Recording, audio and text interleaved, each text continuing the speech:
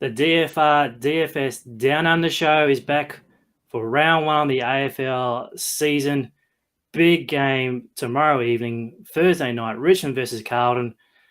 Smatho 10 is here, always with Big Hef. I'm very excited. The buzz it's crescendo into an awesome way of atmosphere coming up. And Hef, how excited are you for tomorrow evening's game? It's been a long, long time since we've had the footy, so I can't wait. 100,000 to get stuck into on Draftstars. Footy all weekend. Turn the TV on, the footy's on. It's a great time to be alive, isn't it? It is a great time to be live. And speaking of live, we are live streaming the show this evening. It is Wednesday evening here in Hobart, beautiful Hobart today. Without further ado, Hef, can we get stuck into this big $100,000 contest on Draftstars tomorrow? Absolutely. Let's have a look at it. Let's have a look at it.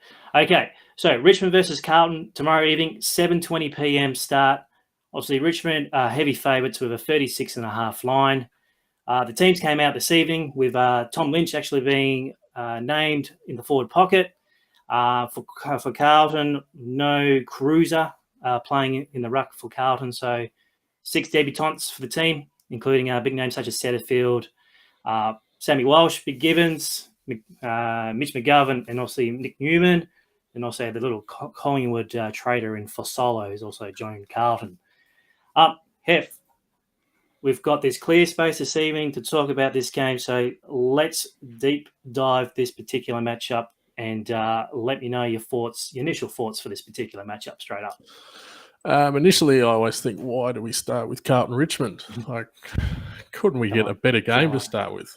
Come on, I've got the Carlton jersey here. You know, it's the one night only special, so make sure it's going away after Thursday night. So. After that, so Richmond are heavy favourites. Last year, Carlton got us all excited for about a quarter of footy, and then Richmond slowly got over the top of them. I sort of expect Richmond's going to be too good for them again, but Tom Lynch coming in just changes that forward setup at Richmond a little bit. Be exciting to see how that works. And yeah, $100,000. That's what I'm excited for. So we've got to find a team to beat 5,000 other teams. That's what we're here for.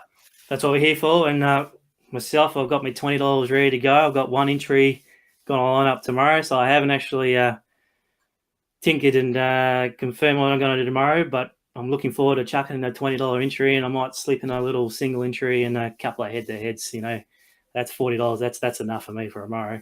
Okay, let's break it down. Let's talk about the ruck situation straight up. Rucks are usually my first pick. Talk me who am I going to pick tomorrow in my rucks? Okay, so we've got a preview on the website from Jesse Penfold, who does some great work in the NBA and AFL. He wrote a lot last year on AFL, so his previews are going to be excellent to look through all year. And I noticed that he was really keen to play Andrew Phillips from Carlton, who is far from the greatest ruckman in the comp, but last year we had a lot of success taking on Toby Nankervis. And as good as he was for Richmond, he was just absolute gold in taking on the opposition ruckman every week. On our resources page, we have a points against section, and we track the points against teams at different positions. And as far as ruck goes, Nankervis is right at the top of that list. So while Nankervis is clearly a better ruckman than Phillips, you're getting about $3,500 more salary to play with if you pick Phillips, and he's got basically the best matchup in the comp. So probably not as straightforward as first thought. Is Nankervis at 13,900 too much? I don't think he's too much per se, but Phillips only had 3 games last year when he rucked by himself. He played a couple of games with Cruiser, and then Matthew Lobby took over at the end of the year. But interestingly, Phillips did score 65, 77, and 93. And the 93 was head-to-head against Paddy Ryder. And he actually outscored Paddy Ryder on that occasion. He scored in the 80s. Okay. So if you play Phillips tomorrow night and he outscores Nankervis, that's giving you a massive edge over the Nankervis teams. And he's probably going to be the lower owned of the two. So I'm going to be playing quite balance between the two ruckmen, but I'm going to lean to Phillips if I have to choose one of the two. Fair enough. I'll probably look at Phillips, but you never know. I might make a change if I have some salary left on the table. I might go back to Nankervis for that floor. Essentially, I know we're going to get with Nankervis, aren't we? Yeah, that's true. But you've also got to contemplate how well you can spend the extra money too. So if you're having trouble fitting all the players that you want to play in, then maybe you go to Phillips. But if you're just spending up for the sake of it, then maybe you just go with the sure thing in Nankervis. Like you say, his floor is pretty good for tomorrow night. Excellent. All right, well, let's have a look at the backs then. Very even amount of players that are around the same salary, so it's going to be a bit hard to choose the two. Are we going to be looking more the higher in the scale, which is your Basher Hooleys, even your Simos, your Cade Simpsons? Are we going to be targeting the higher end of the defenders, or looking for some little cheapies? That's the age-old question, isn't it? First of all, I like to look at the two teams and what sort of points they give up to backs. And we've got a single game cheat sheet in the resources section, and it pretty much says that both teams give up a very similar number. So there's no sort of edge or angle we can go from that perspective. Simpson is obviously the most expensive of the backs. You wouldn't expect too much from Simpson through the JLT. You'd just be just getting the legs warm and whatever else. But last year, end of the season, he started to just show his age a little bit, and I prefer to look away from Simpson tomorrow night. But even with his probably designated kick-ins, or are we looking for other Carlton players who'll be looking to get those cheap points from behind? No, you make a good point about that, but they did bring in Nick Newman, who I'm not a huge rap for, but he's another guy that's going to take some ball. Dale Thomas is always lurking around there trying to get a cheap kick and prolong his career. Just thinking 14,000, I'm not sure how much upside's there for Simpson. But if you do like him, he's probably going to be pretty low owned, because I don't think my opinion's going to be that unique. So he's got that ownership thing going for him, but I'm gonna target more of the Tigers backs, I think. Mm-hmm. Now, when you talk about Tigers backs, so what, a bit of Basher, maybe a bit of Short in your lineups, you reckon? Yeah, so I'm pretty keen Basher Hooley tomorrow night. I think he's well priced at 12,000. I think the fact that Hooley is cheaper than Short, who sort of took over last season when Hooley was injured and made a name a bit for himself, but I still think Hooley's the top dog there. So I would prefer to go with him. And those two players don't really correlate very well together. I think if one of them has a good game, the other one's sort of losing out a bit. In Jesse's preview, he put us onto the track of Basher Hooley and Nick Flaston having a very good correlation. They score very well together. So that's definitely an angle I'll be taking with a lineup or two, is to play those two Tigers together. Now, what about the old cheaper backs back there? Asprey's, Rants. Will they see enough ball to get those little cheap, little 6+ fantasy points, little chip kicks to each other? Do you think that's also a good way to go about it? Yeah, so they've always got these cheap guys that you tend to get lured into just to allow you to play the big midfielders. And the three of them are Asprey, Rance, and Grimes, and then to a lesser degree Broad, who had a massive game one at JLT. He scored 96, which is just totally out of nowhere. And he might be quite popular with that fresh in everyone's mind. But last year he had a high of 73, and he only scored over 65 3 times all year. So that's right out of the box, that 96. I'm pretty happy to put that to one side. And even though he's $7,000, if he's going to be owned higher than he might usually have been, I'm going to try and avoid him. I think Rance is probably the most popular of these backs just because of his name. Everyone sort of knows Alex Rance, and he does take a few marks and score quite well. But I think at a similar price, I'd prefer to play David Asprey, who's not as well known, a bit more unheralded, But last year he went 65 plus 10 times through the year, whereas Rance only did that 7 times. And if he's going to be chasing around Charlie Curnow up the field, whereas Rance is sitting back at home, yeah, maybe Asprey might be a nice pivot away from Rance if you're looking for that cheap back. Okay. Oh, let's turn the field around the other way and let's look at the forwards then. Obviously, we have a 6-goal line here for the particular matchup. The chalkier player will be looking at Richmond forwards. Is that the smart play to go, or should I be pivoting towards Carlton? It seems a very obvious way to go, doesn't it? Targeting the Richmond forwards. In our points against tables, we noticed that Carlton generally give up 8-9 points per game per player to the forwards, more than Richmond. Richmond are very good at defending fantasy scores from the forwards. So for that point alone, I'll be looking at Richmond. Yes. So obviously Tom Lynch has been named tonight, and there was a massive willy. Won't he? Is he going to be fit? What's he going to offer? And when I was thinking about it, my first instinct was, he's probably going to need a run. I'll probably fade him because, well, we'll wait and see what we get. And I think that's probably going to be a very common line of thinking with many players out there. And then I thought about it a bit more. I thought, why are they going to risk Tom Lynch in round 1 if he's not good to go? Hef's first hot take for the year. Well, you're on the Tom Lynch bandwagon straight up, are you? I think so. So I'm thinking that they don't need Lynch to beat Carlton, do they?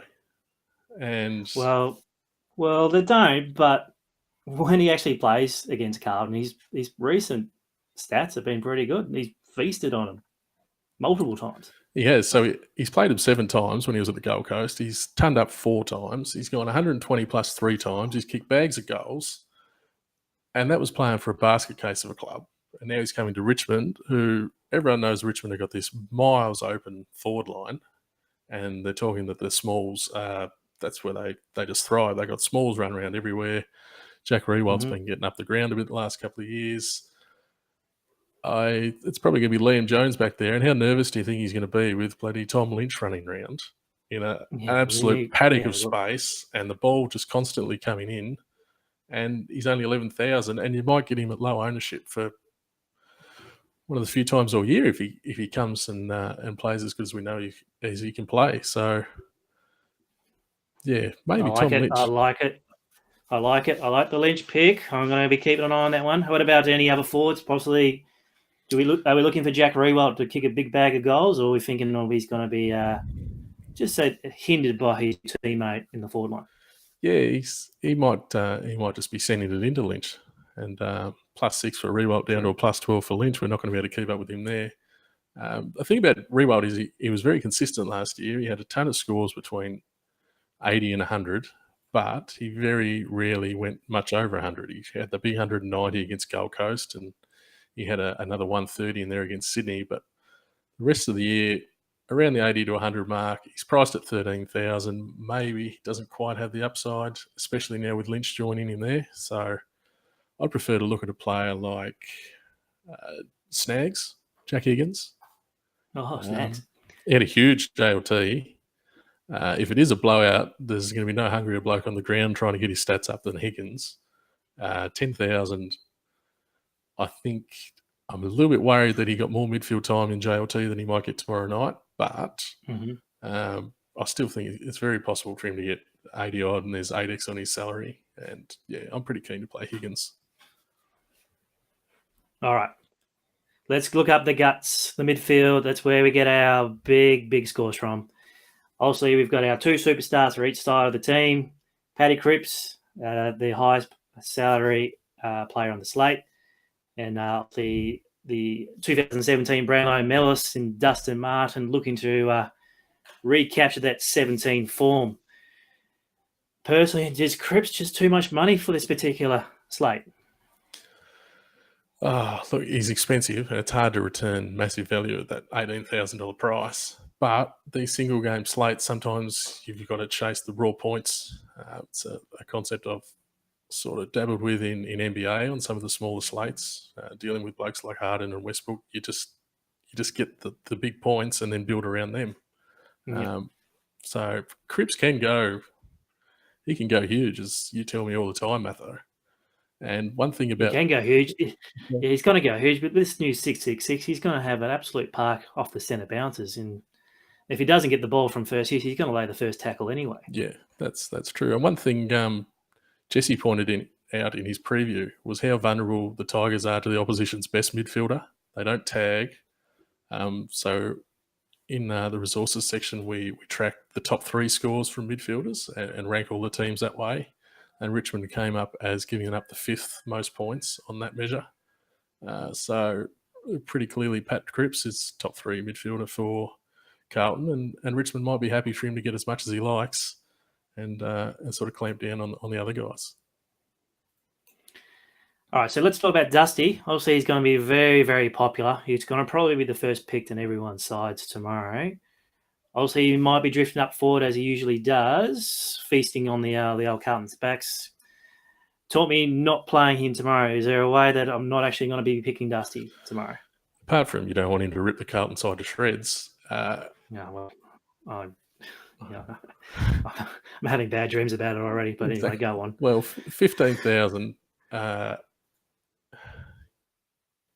interesting stat with Dusty last year is he only scored over 118 points once. So while 118 is a good score for 15,000, it's almost a bit like that Jack Riewoldt thing where he's not going to really deliver the massive score. Last year he ripped him to shreds, but he only scored 110.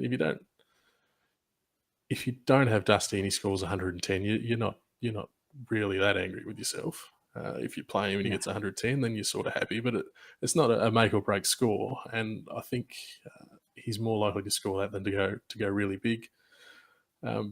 Whereas Cripps has that 130, 140.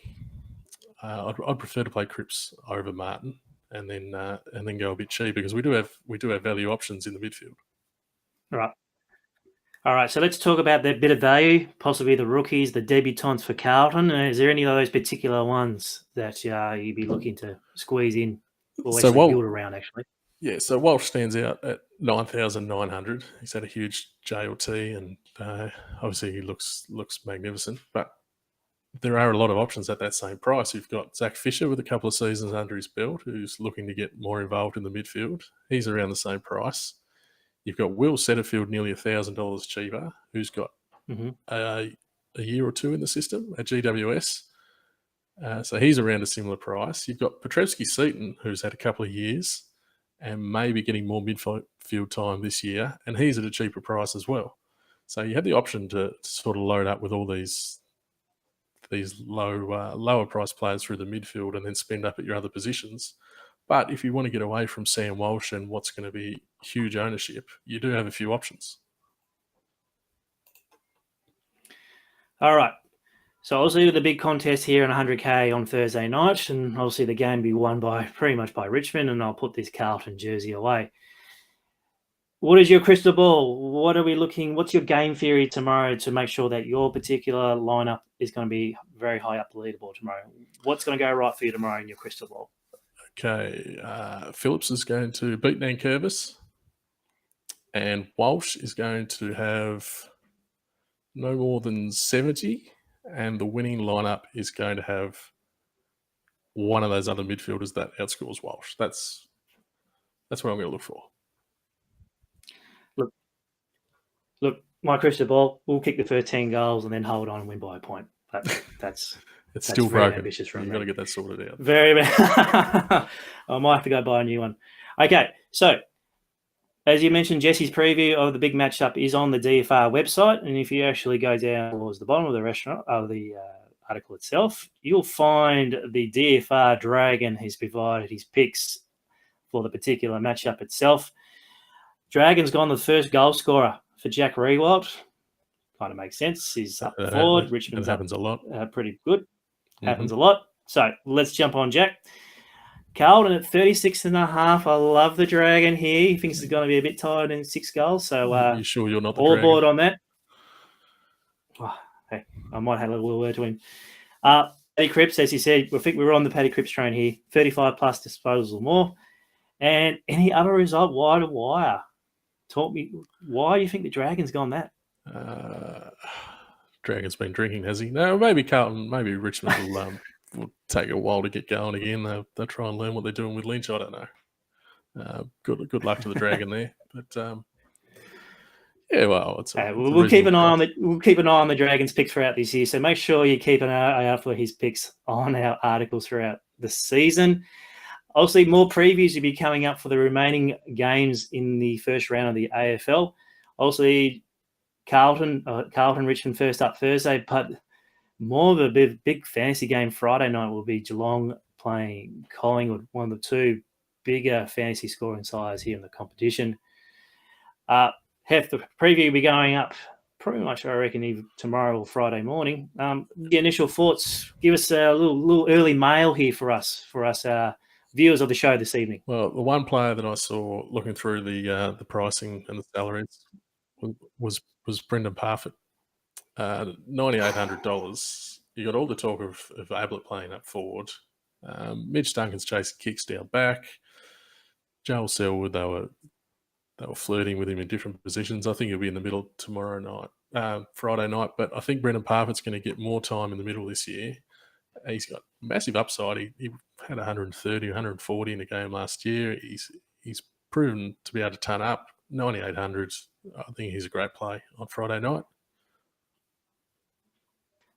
Yeah. Let's just hope not. You just didn't drive his ownership up by 20% there, F. So good on you for doing that. It should go down if I'm tipping him. But anyway. Fair enough. No, I think he'll go up 20%. Easy. All right. Shout out to the DFR Daily Fantasy Rankings website. Our free resources are available here at DFS community to check out. We've got our cheat sheets. We've got the points against, the player out, the correlation against, the scores against, the player scores. It's all there for free on the website. So make sure you go to www.dailyfantasyrankings.com.au. Make sure you follow our Twitter feed. Make sure you follow our YouTube show or YouTube channel. Even on Facebook, send us a line, send us some feedback. We'll be back next Wednesday for round 2 for the DFS Down Under show. Hef, let's wrap things up to there. We've got the front bar starting shortly, so we'll make sure that I get out of here and see old Sam Pang in his Carlton jersey ready to go for round 1 and get absolutely crucified by Mick Boy. Any parting thoughts for the viewers before we sign off? No, best of luck. I hope someone in the community we know wins that $100,000 contest tomorrow night. And good luck to everyone. Excellent. Good luck to our viewers. Hope you all see you on the leaderboard. And we'll catch you next Wednesday evening for round 2's DFS Down Under show. Thanks for watching. See you, mate.